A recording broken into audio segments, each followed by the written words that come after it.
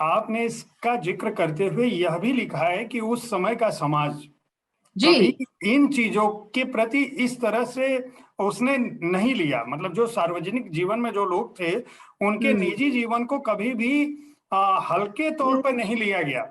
नहीं लिया गया। और देखिए आज अगर होता ये, अगर ऐसा अगर प्रधानमंत्री विवाहित औरत के साथ अगर रहता या उनकी बेटी को अगर अडॉप्ट करते, तो आपको पता ही होगा कि सोशल मीडिया में क्या बातचीत चलती और क्या होता, और मीम्स और पता नहीं क्या क्या। पर उस समय और मैंने देखा है एक्चुअली, मैं जब रिपोर्टर थी आउटलुक मैगजीन में, मैं जाती थी वाजपेयी के घर, और रायसीना रोड, जैसे आपको मालूम होगा, Raisina road was his house, हम सब जाते थे वहाँ। वहाँ खुलेआम सब आते थे, कोई सिक्योरिटी भी नहीं था ज्यादा। वाजपेयी के घर में चाय चलता रहा, समोसे वगैरह आते रहे। और आंटी थी एक, मैंने देखा है उनको, जो रहती थी अंदर, वेरी प्लेजेंट लेडी।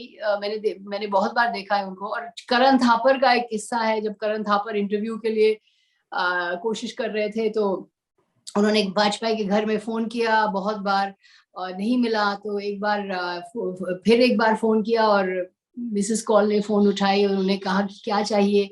तो करण थापर ने बताया कि भाई मैडम मुझे बहुत इंटरव्यू चाहिए, और प्लीज आप मेरे लिए कुछ कीजिए। तो मिसेस कॉल ने कहा नहीं नहीं बेटा, हो जाएगा, आप चिंता ना करो। तो फिर जब इंटरव्यू फिक्स हुआ, और जब करण थापर वहां कैमरा थ्रू लेके पहुंचे, तो फिर वाजपेयी ने करण थापर को बताया कि भाई मैं इंटरव्यू कैसे नहीं देता, आपने तो हाईकमांड से बात कर ली है।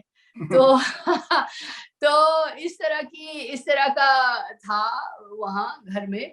तो अब जिक्र नहीं था और आलोचना नहीं थी, पर ये जरूर था कि उनको हम देखते थे, जो रिपोर्टर्स थे उनको देखते थे, और उनके बीच में इतना कंफर्टेबल एटमॉस्फेयर था, इतना इजी एटमॉस्फेयर था कि किसी ने कुछ ज्यादा इसके ऊपर कुछ टिप्पणी नहीं की। अगला प्रोजेक्ट क्या है? अब कौन सा ऐसा सौभाग्यशाली प्रधानमंत्री है जिस पर आप लिख रही हैं? है, एक प्रधानमंत्री है, पर मैं बता नहीं सकती हूँ कि कौन है।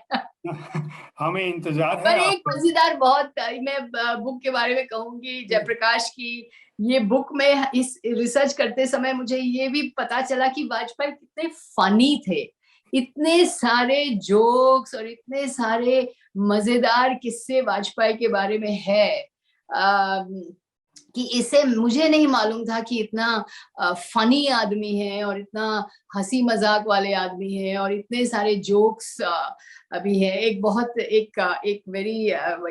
ही मजेदार किस्सा है, जो घटाटे ने मुझे बताया, कि एक बार डिनर हो रहा था घटाटे के घर में, और नानाजी देशमुख, जो संघ परिवार के दिग्गज थे, तो उन्होंने कहा कि दीनदयाल उपाध्याय, मेरे सपने में दीनदयाल उपाध्याय आए हैं, और उन्होंने मुझे कहा है कि चिकन छोड़ दो। तो तो वाजपेयी ने उस समय कहा नानाजी को कि अरे नानाजी, इतने बड़े आदमी आपके सपने में आए और बस इतना ही कहा कि चिकन छोड़ दो। तो ये मुझे बड़ा अच्छा लगा कि वाजपेयी का सेंस ऑफ ह्यूमर बहुत बहुत ही, मतलब बहुत ही हाई लेवल पर था।